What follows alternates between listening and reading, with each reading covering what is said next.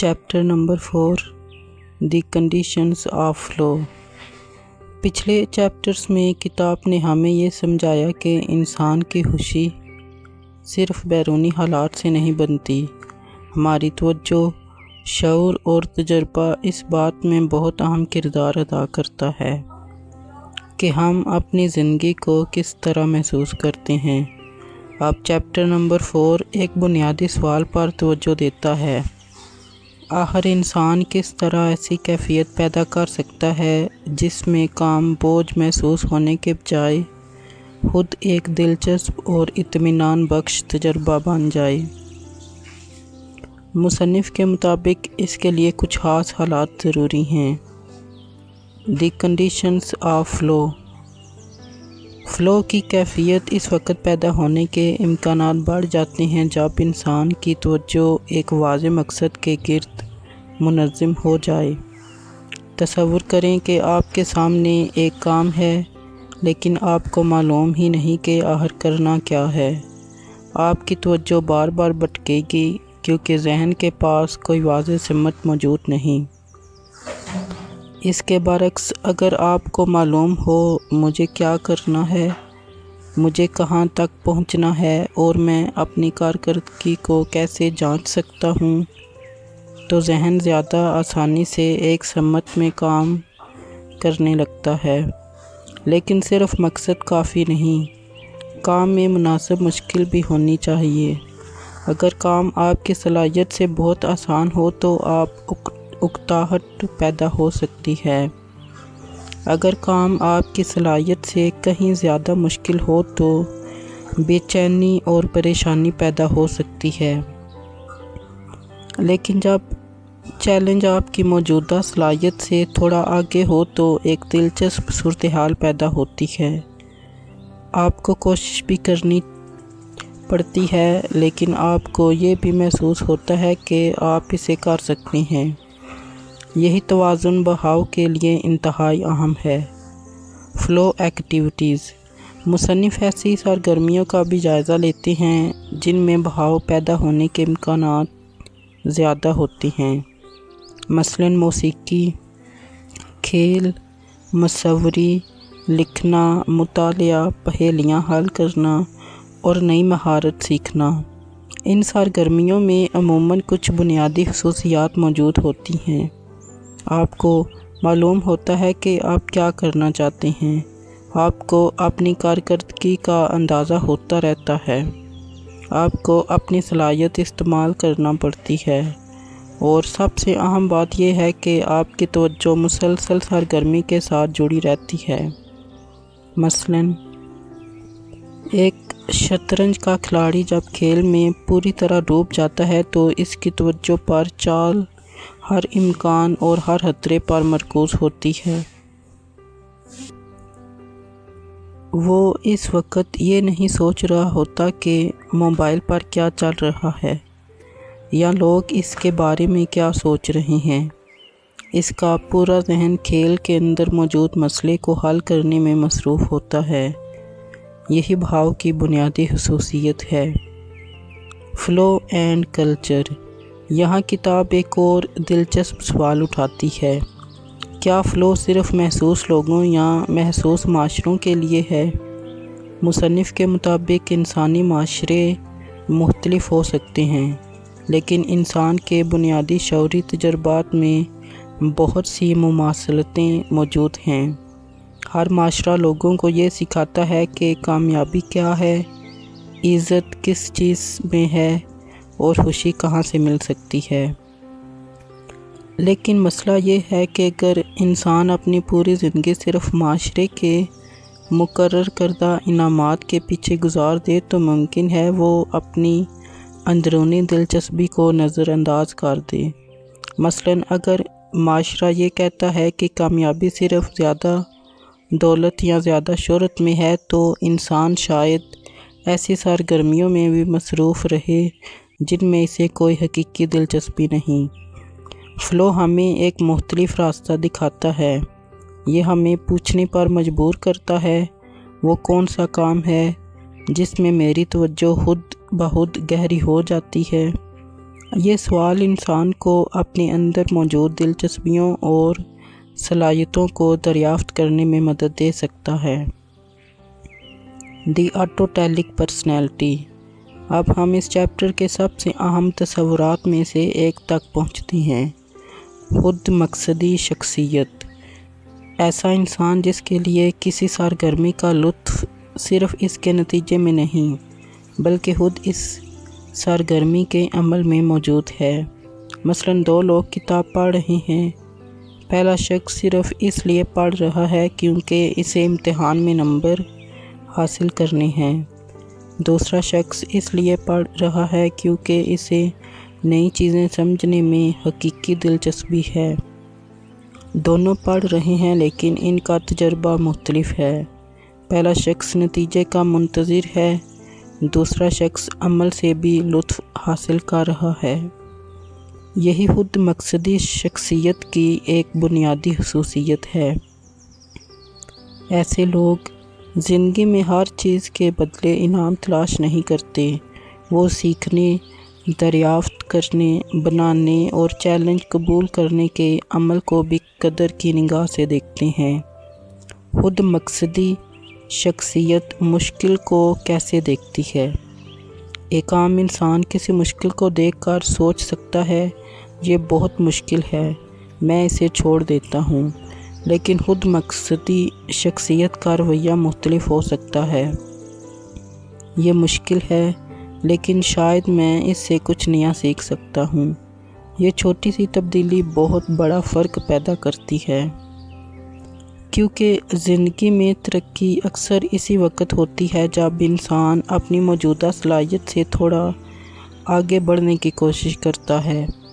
اگر ہر کام پہلے سے آسان ہو تو انسان کی صلاحیت میں اضافہ نہیں ہوگا، لیکن اگر ہر بار چیلنج کو مناسب حد تک بڑھایا جائے تو کوشش، سیکھنا، مہارت، اعتماد، نیا چیلنج کا سلسلہ شروع ہو جاتا ہے۔ The people of flow. اب مصنف ان لوگوں کی طرف آتے ہیں جو زندگی میں بہاؤ پیدا کرنے کی صلاحیت رکھتے ہیں۔ ایسے لوگ لازماً غیر معمولی ذہین یا کامیاب لوگ نہیں ہوتے۔ اصل فرق ان کے توجہ دینے کے انداز میں ہوتا ہے۔ وہ اپنی زندگی کو صرف بیرونی انعامات کے تابع نہیں کرتے، وہ اپنے لیے ایسی سرگرمیاں پیدا کرتے ہیں جن میں انہیں کچھ نیا سیکھنے کو ملے، اپنی صلاحیت استعمال کرنے کا موقع ملے، مناسب مشکل کا سامنا ہو، اپنی کارکردگی بہتر بنانے کا موقع ملے اور کام خود بامعنی محسوس ہو۔ اسی وجہ سے وہ معمولی حالات میں بھی دلچسپی پیدا کرنے کی صلاحیت رکھتے ہیں۔ ایک عام شخص کے لیے ایک ہی کام بورنگ ہو سکتا ہے، لیکن فلو کی عادت رکھنے والا شخص اسی کام میں بہتری، تجربے اور چیلنج کا پہلو تلاش کر سکتا ہے۔ یہاں ایک اہم نکتہ ہے، بہاؤ صرف کام کے دوران نہیں۔ اس چیپٹر کی ایک گہری بات یہ ہے کہ بہاؤ کو صرف پیشہ ورانہ کامیابی کے ساتھ نہیں جوڑنا چاہیے۔ آپ پڑھتے ہوئے بہاؤ حاصل کر سکتے ہیں، کھیلتے ہوئے بھی، لکھتے ہوئے بھی، کسی ہنر کو سیکھتے ہوئے بھی، یہاں تک کہ کسی ایسے کام میں بھی جسے عام طور پر لوگ معمولی سمجھتے ہیں۔ اگر آپ اس میں توجہ، مقصد اور چیلنج پیدا کر دیں تو تجربہ بدل سکتا ہے۔ یعنی مسئلہ ہمیشہ یہ نہیں ہوتا کہ میری زندگی میں دلچسپ کام نہیں ہے، کبھی مسئلہ یہ ہوتا ہے کہ میں موجودہ کام میں اپنی توجہ پوری طرح شامل نہیں کر رہا۔ Chapter number 5، the body in flu.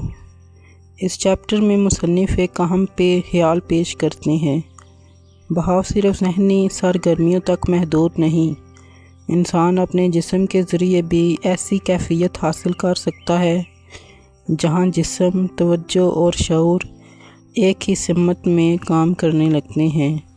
مصنف مختلف جسمانی سرگرمیوں کے ذریعے دکھاتے ہیں کہ حرکت کھیل، موسیقی، ذائقہ اور حتیٰ کہ ازدواجی قربت بھی انسان کے تجربے کو گہرا بنا سکتی ہے۔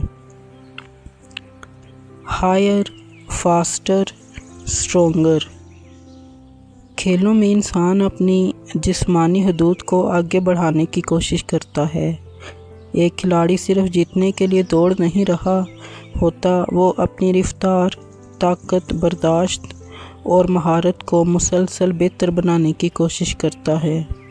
جب اسے معلوم ہو کہ اسے کیا حاصل کرنا ہے اور اس کی صلاحیت کے مطابق چیلنج موجود ہو اور اسے اپنی کارکردگی کا فوری اندازہ ہوتا رہے تو اس کی پوری توجہ کھیل میں مرکوز ہو سکتی ہے۔ اسی کیفیت میں جسمانی کوشش بھی بہاؤ کا تجربہ بن سکتی ہے۔ دی جوائے آف موومنٹ۔ انسانی جسم حرکت کے لیے بنایا گیا ہے، لیکن روزمرہ زندگی میں ہم اکثر جسمانی حرکت کو صرف ضرورت سمجھتے ہیں۔ مصنف بتاتے ہیں کہ حرکت خود بھی لطف کا ذریعہ بن سکتی ہے۔ دوڑنا، تیرنا، سائیکل چلانا، رقص کرنا یا کسی کھیل میں حصہ لینا، ان سرگرمیوں میں انسان اپنے جسم کی حرکات، رفتار اور ارد گرد کے ماحول پر توجہ مرکوز کرتا ہے۔ جب حرکت اور شعور ایک دوسرے کے ساتھ ہم آہنگ ہو جائیں تو جسمانی سرگرمی محض ورزش نہیں رہتی، بلکہ ایک مکمل تجربہ بن جاتی ہے۔ Sex as flow. مصنف ازدواجی قربت کو بھی بہاؤ کے ایک ممکنہ تجربے کے طور پر بیان کرتے ہیں۔ اس تجربے میں توجہ مکمل طور پر موجود لمحے، جذباتی قربت اور باہمی احساسات پر مرکوز ہو سکتی ہے۔ انسان اپنی روزمرہ پریشانیوں اور بیرونی دنیا سے کچھ دیر کے لیے الگ ہو کر اپنے شریک حیات کے ساتھ موجود لمحے میں مکمل طور پر شامل ہو جاتا ہے۔ یہاں بنیادی نکتہ جسمانی عمل سے زیادہ توجہ، قربت، باہمی ہم آہنگی اور شعوری تجربہ ہے۔ دی الٹیمیٹ کنٹرول، مطلب yoga and martial art.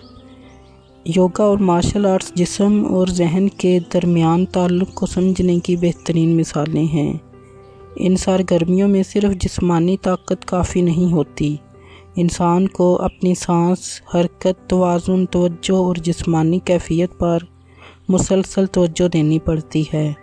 Martial arts میں ایک معمولی لمحے کی بے توجہی پوری حرکت کو متاثر کر سکتی ہے، جبکہ یوگا میں جسم کو ایک خاص حالت میں رکھتے ہوئے سانس اور توجہ کو منظم کرنا ضروری ہوتا ہے۔ یہاں انسان آہستہ آہستہ اپنے جسم پر زیادہ شعوری اختیار حاصل کرتا ہے۔ یہی وجہ ہے کہ مصنف اسے اعلیٰ درجے کے اختیار کی طرف جانے والا راستہ سمجھتے ہیں۔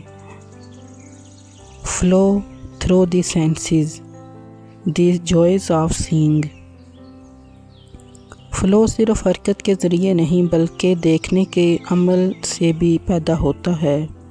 ایک مصور کسی منظر کو عام انسان کے مقابلے میں مختلف انداز سے دیکھتا ہے۔ وہ روشنی، سایہ، رنگ، شکل، فاصلے اور چھوٹی چھوٹی تفصیلات پر توجہ دیتا ہے۔ اسی طرح فوٹوگرافر، ماہر فن تعمیر یا فطرت کا مشاہدہ کرنے والا شخص اپنی نظر کو تربیت دے سکتا ہے۔ جب دیکھنا محض نظر پڑنے کے بجائے گہرا مشاہدہ بن جائے تو ایک عام منظر بھی دلچسپ تجربہ بن سکتا ہے۔ The flow of music. موسیقی بہاؤ پیدا کرنے کی ایک طاقتور مثال ہے۔ ایک موسیقار جب ساز بجاتا ہے تو اسے ہر لمحے اپنی انگلیوں کی حرکت، تال، آواز اور اگلے سر پر توجہ دینی ہوتی ہے۔ وقت کے ساتھ جب مہارت بڑھ جاتی ہے تو کئی حرکات تقریباً خودکار ہو جاتی ہیں اور موسیقار اپنی پوری توجہ موسیقی کے مجموعی تجربے پر مرکوز کر سکتا ہے۔ سننے والا بھی موسیقی میں بہاؤ محسوس کر سکتا ہے۔ جب انسان کسی دھن کو پوری توجہ سے سنتا ہے تو وہ صرف آواز نہیں سنتا بلکہ تال، اتار چڑھاؤ، جذبات اور تربیت کو محسوس کرنے لگتا ہے۔ دی جوائز آف ٹیسٹنگ، ذائقہ بھی فلو کا ذریعہ بن سکتا ہے۔ ہم اکثر کھانا بہت تیزی سے کھاتے ہیں، لیکن اگر انسان آہستہ کھائے اور پوری توجہ ذائقے، خوشبو، ساخت اور درجہ حرارت پر مرکوز کرے تو کھانے کا تجربہ بالکل مختلف ہو سکتا ہے۔ ایک ماہر ذائقہ شناس معمولی فرق بھی محسوس کر سکتا ہے کیونکہ اس نے اپنی توجہ کو تربیت دی ہوتی ہے۔ یہ ہمیں ایک خوبصورت سبق دیتا ہے۔ زندگی میں لطف صرف نئی چیزیں حاصل کرنے سے نہیں، کبھی کبھی وہی چیز زیادہ گہرائی سے محسوس کرنے سے بھی بڑھ جاتا ہے۔ Chapter number 6، the flow of thought. پچھلے چیپٹر میں ہم نے دیکھا کہ جسم اور حواس کے ذریعے بھی فلو کا تجربہ حاصل کیا جا سکتا ہے۔ اب مصنف ہماری توجہ ذہن اور خیالات کی طرف لے جاتے ہیں۔ انسان صرف جسمانی سرگرمیوں میں ہی نہیں بلکہ سوچنے، پڑھنے، لکھنے، تحقیق کرنے، تاریخ سمجھنے اور علم حاصل کرنے کے دوران بھی فلو محسوس کر سکتا ہے۔ یہ چیپٹر کا بنیادی سوال ہے، کیا سوچنا بھی ایک ایسی سرگرمی بن سکتا ہے جس میں انسان اتنا گم ہو جائے کہ وقت کا احساس کم ہو جائے؟ مصنف کا جواب ہے بالکل۔ دی مدر آف سائنس، سائنس کی بنیاد صرف معلومات جمع کرنے پر نہیں بلکہ تجسس اور سوال پوچھنے پر ہے۔ جب انسان کسی چیز کو دیکھ کر پوچھتا ہے ایسا کیوں ہوتا ہے تو علم کا سفر شروع ہوتا ہے۔ ایک سائنس دان کسی مسئلے کو حل کرنے میں گھنٹوں، دنوں یا برسوں گزار سکتا ہے۔ اس کے سامنے ایک سوال ہوتا ہے، اسے اپنی موجودہ معلومات اور صلاحیتوں کو استعمال کرنا ہوتا ہے اور ہر نئی دریافت اسے آگے بڑھنے کا راستہ دکھاتی ہے۔ یہی عمل ذہنی بہاؤ پیدا کر سکتا ہے۔ The rules of the games of the mind, ذہنی سرگرمیوں میں بھی ایک طرح کے اصول اور حدود ہوتی ہیں۔ مثلاً ریاضی کا مسئلہ حل کرنا، شطرنج کھیلنا یا کسی پیچیدہ مسئلے پر غور کرنا آپ کے سامنے ایک چیلنج ہوتا ہے۔ آپ کو معلوم ہوتا ہے کہ مسئلہ کیا ہے، آپ اپنی معلومات استعمال کرتے ہیں، پھر ایک جواب تلاش کرتے ہیں۔ جب مسئلہ آپ کی صلاحیت کے مطابق ہو لیکن اتنا آسان نہ ہو کہ آپ فوراً حل کر لیں تو آپ کی توجہ مکمل طور پر اس میں شامل ہو سکتی ہے۔ یوں سوچنا خود ایک کھیل بن جاتا ہے۔ دی پلے آف ورڈز، الفاظ بھی انسان کے ذہن کے لیے کھیل کا میدان بن سکتے ہیں۔ شاعری، کہانی نویسی، گفتگو، مضمون نگاری اور زبان سیکھنے میں انسان الفاظ کو صرف معلومات پہنچانے کے لیے استعمال نہیں کرتا بلکہ ان کے ساتھ تخلیقی انداز میں کام کرتا ہے۔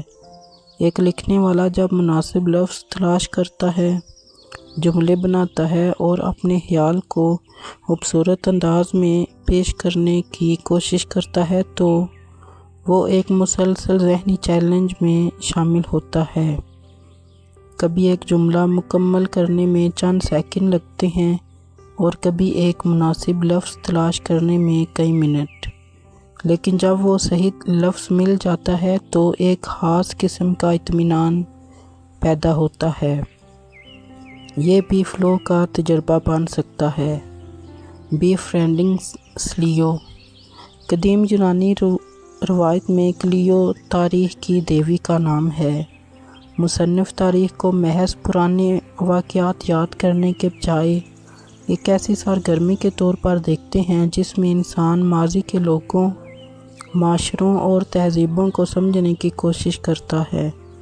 جب آپ تاریخ پڑھتے ہیں تو آپ صرف یہ نہیں دیکھتے کہ کیا ہوا تھا بلکہ آپ یہ بھی سوچتے ہیں کہ یہ کیوں ہوا، لوگوں نے ایسا فیصلہ کیوں کیا، اس فیصلے کے نتائج کیا نکلے۔ یہ سوالات تعریف کو خشک معلومات کے بجائے ایک دلچسپ ذہنی سفر بنا دیتے ہیں۔ دی ڈیلائٹس آف سائنس۔ سائنس میں بہاؤ کا ایک خوبصورت پہلو دریافت ہے۔ جب انسان کسی پیچیدہ سوال کا جواب تلاش کر رہا ہو تو ہر نئی معلومات اسے اگلے سوال تک لے جا سکتی ہے۔ ایک مسئلہ حل ہوتا ہے تو اس کے پیچھے چھپا ہوا دوسرا مسئلہ سامنے آ جاتا ہے۔ یہی مسلسل جستجو سائنس کو دلچسپ بناتی ہے۔ سائنس سے لطف حاصل کرنے کے لیے ضروری نہیں کہ انسان خود سائنسدان ہو۔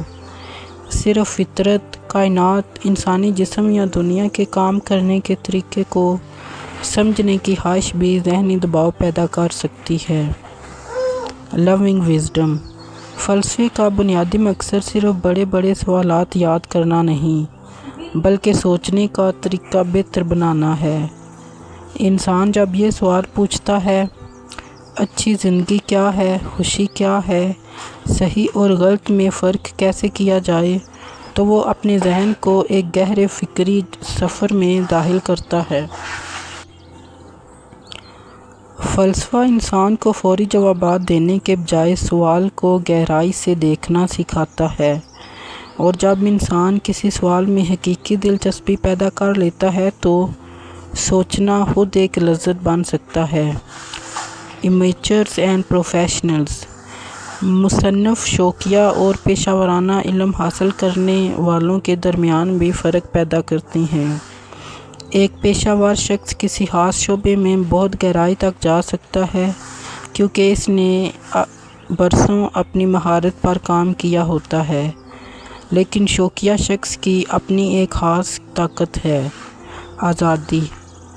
وہ صرف اس لیے کسی موضوع کو پڑھ سکتا ہے کیونکہ اسے دلچسپی ہے۔ اسے امتحان نہیں دینا، کسی ادارے کو رپورٹ نہیں دینی اور نہ ہی لازماً اس سے پیسہ کمانا ہے۔ وہ محض جاننے کی خوشی کے لیے سیکھ سکتا ہے۔ مصنف کے مطابق علم سے حقیقی لطف حاصل کرنے کے لیے ضروری نہیں کہ انسان ماہر علم ہو۔ کبھی ایک متجسس شوقیہ بھی علم کے سفر میں گہرا لطف حاصل کر سکتا ہے۔ The challenges of life long learning. یہ چیپٹر آخر میں ایک انتہائی اہم پیغام دیتا ہے۔ سیکھنا عمر کے ساتھ ختم نہیں ہونا چاہیے۔ بہت سے لوگ تعلیم مکمل کرنے کے بعد سمجھتے ہیں کہ اب سیکھنے کا مرحلہ ختم ہو گیا، لیکن اگر انسان زندگی بھر نئی چیزیں سیکھتا رہے تو اس کا ذہن متحرک رہتا ہے۔